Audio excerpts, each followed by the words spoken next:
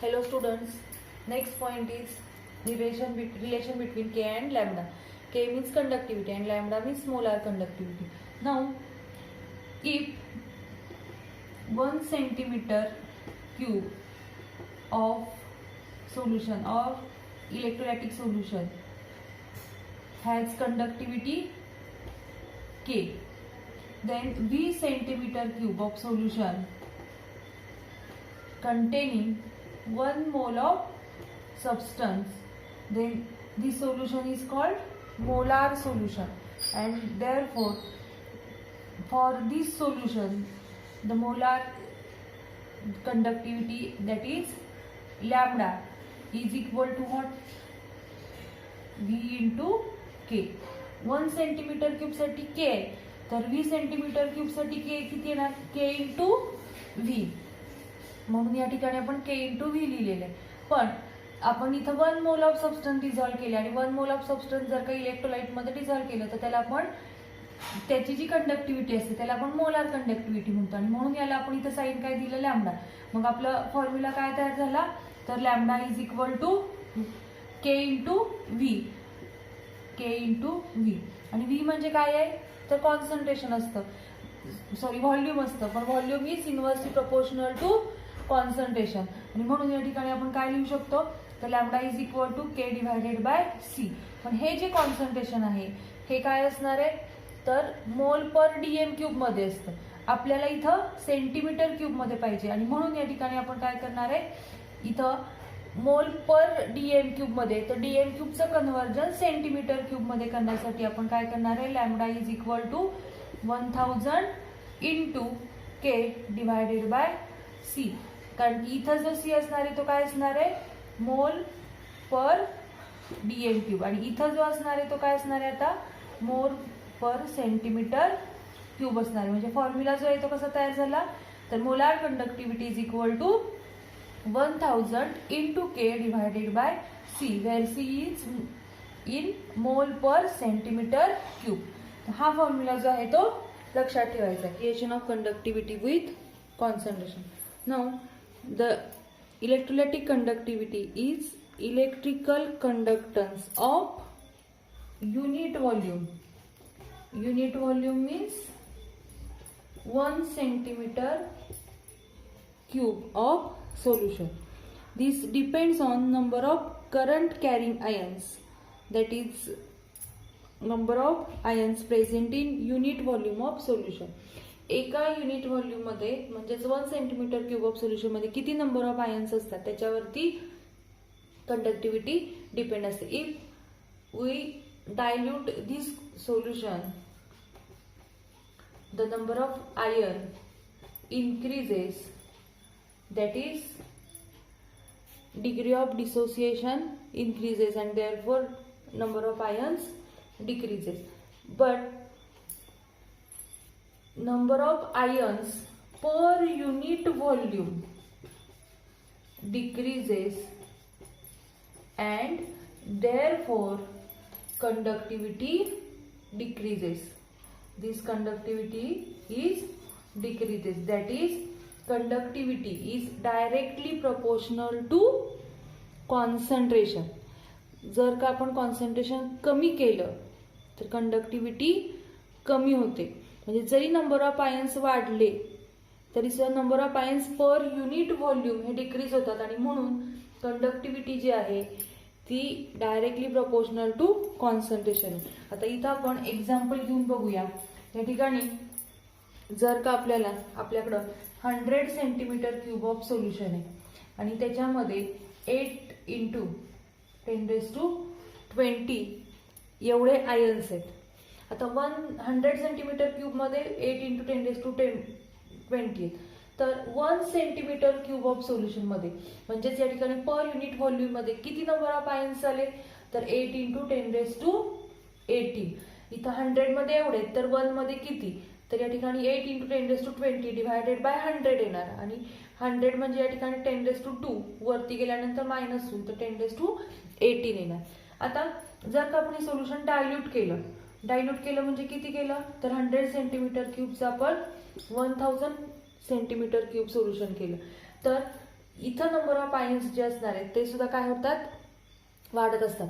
पण इथं काय झालेलं आहे, इंटू 10 म्हणजे या ठिकाणी आपण जर का 10 पटीनं जर का आपण व्हॉल्यूम वाढवलं तर इथं नंबर ऑफ आयन्स हे तितक्या पटीत वाढतात, पण 10 पटीनं वाढणार नाही. तर 880 होणार नाही, तर किती होतात ते 64 होणार आहे.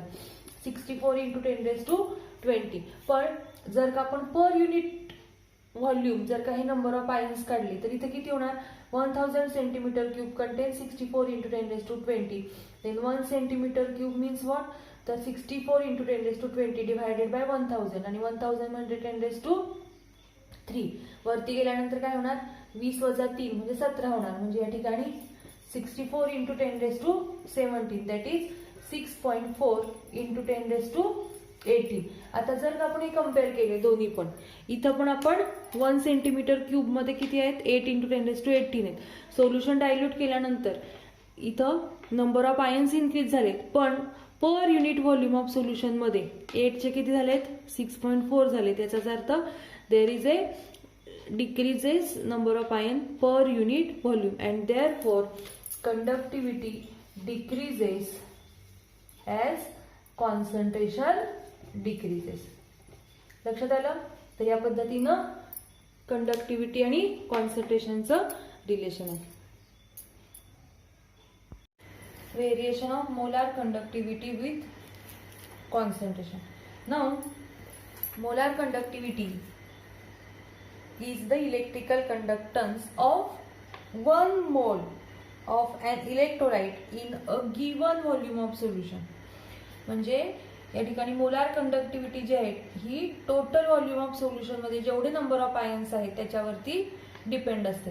मग अशी आपण सांगितलं होतं कंडक्टिव्हिटी जी आहे ती पर युनिट व्हॉल्यूम आपण कन्सिडर करत असतो. म्हणजे number of ions present in per unit volume. Per unit volume मध्ये आयन्स असतात त्याला आपण कंडक्टिव्हिटी मोजतो आणि टोटल व्हॉल्यूम ऑफ सोल्युशन मध्ये जेवढे आयन्स असतात त्याला आपण मोलार कंडक्टिव्हिटी मोजत असतो. Now if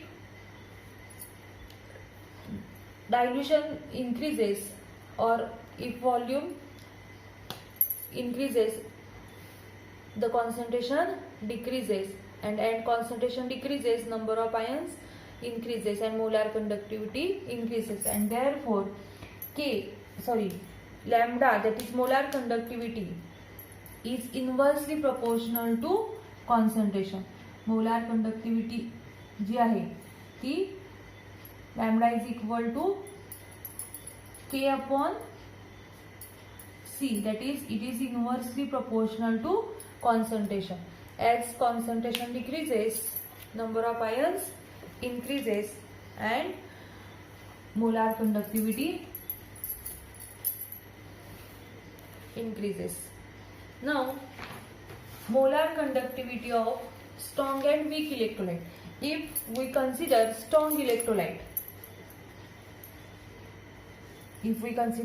strong electrolyte, the molar conductivity increases rapidly on dilution. On dilution molar conductivity जी आहे ती काय होत असते, रॅपिडली इन्क्रीज होत असते.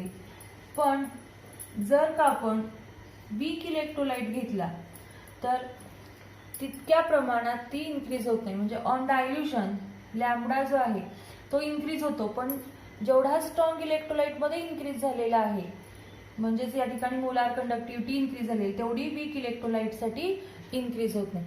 आता जर का आपण हे सोल्युशन डायल्यूट करत गेलो, पण कुठपर्यंत डायल्यूट करायचंय तर 0.01 मोलार किंवा 0.001 मोलार सोल्युशन पर्यंत. जर का आपण 0.01 आणि 0.001 पर्यंत जर का आपण डायल्यूट करून केलो तर या ठिकाणी मोलार कंडक्टिव्हिटी जी आहे ती इन्क्रीज होते. पण या ठराविक व्हॅल्यू नंतर मोलार कंडक्टिव्हिटी इन्क्रीज होत नाही आणि ही जी व्हॅल्यू आहे याला म्हणायचंय लिमिटिंग व्हॅल्यू. लिमिटिंग व्हॅल्यू नंतर मोलार कंडक्टिव्हिटी इन्क्रीज होत नाही. किंवाच आपण हे जे कॉन्सन्ट्रेशन आहे या कॉन्सन्ट्रेशनला काय म्हणायचंय, झिरो कॉन्सन्ट्रेशन किंवा याला म्हणायचंय इन्फायनाइट डायल्युशन. इन्फायनाइट डायल्युशन म्हणजे या ठिकाणी कॉन्सन्ट्रेशन ते जे आहे ते 0.0001 झालेले, म्हणजेच या ठिकाणी कॉन्सन्ट्रेशन हे नियरली इक्वल टू 0 झालेले आहे.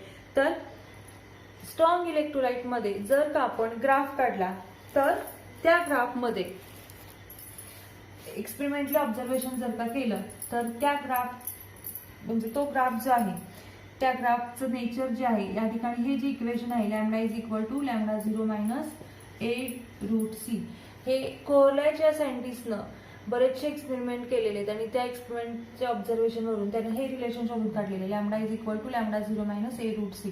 आणि जर का त्यांना ग्राफ म्हणजे त्यानुसार या इक्वेशनच्या नुसार जर का हा आपण ग्राफ काढला, इकडे लॅम्डा असणार आहे आणि इकडं कॉन्सन्ट्रेशन असणार आहे, आणि जर का आपण हा ग्राफ काढला तर स्ट्रॉंग इलेक्ट्रोलाइटसाठी हा जो ग्राफ असणार आहे हा काय होणार आहे, तर लिनियरली काय होतोय या ठिकाणी दिसतोय आपल्याला. पण जर का आपण हा स्ट्रॉंग इलेक्ट्रोलाइटसाठी हा ग्राफ काढला तर स्ट्रॉंग इलेक्ट्रोलाइटचा जो ग्राफ असणार आहे तो या पद्धतीने असणार आहे. याचाच अर्थ हा जो ग्राफ आहे तो स्ट्रॉंग इलेक्ट्रोलाइटसाठी आणि हा जो आहे तो वीक इलेक्ट्रोलाइटसाठी. तर या ठिकाणी जर का आपण हे एक्सटेंड केलं तर इथं काय होतंय, या ठिकाणी हा जो वीक इलेक्ट्रोलाइटचा जो ग्राफ आहे हा काय होतोय इथं इंटरसेक्ट होतोय आणि त्याला आपण काय म्हणतो लॅम्डा 0, म्हणजे आपण ऍट इन्फायनाइट डायल्युशन और 0 कॉन्सन्ट्रेशन आपण मोलार कंडक्टिव्हिटीची व्हॅल्यू इथं ग्राफवरून काढू शकतो. पण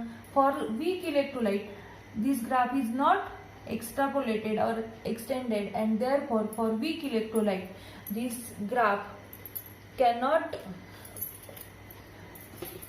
take a value of lambda 0, that is at 0 concentration or infinite dilution ला मोलार कंडक्टिव्हिटी किती आहे हे आपण वीक इलेक्ट्रोलाइट साठी सांगू शकत नाही. आणि वीक इलेक्ट्रोलाइट साठी मग एक लॉ सांगितलेला आहे कोहरलॅच लॉ, आणि हा जो कोहरलॅच लॉ आहे या कोहरलॅच लॉ वरून आपण वीक इलेक्ट्रोलाइटची मोलार कंडक्टिव्हिटी ऍट 0 कॉन्सन्ट्रेशन काढू शकतो. तर हा जो लॉ आहे कोहरलॅच लॉ तो आपण नेक्स्ट लेक्चरला बघूया.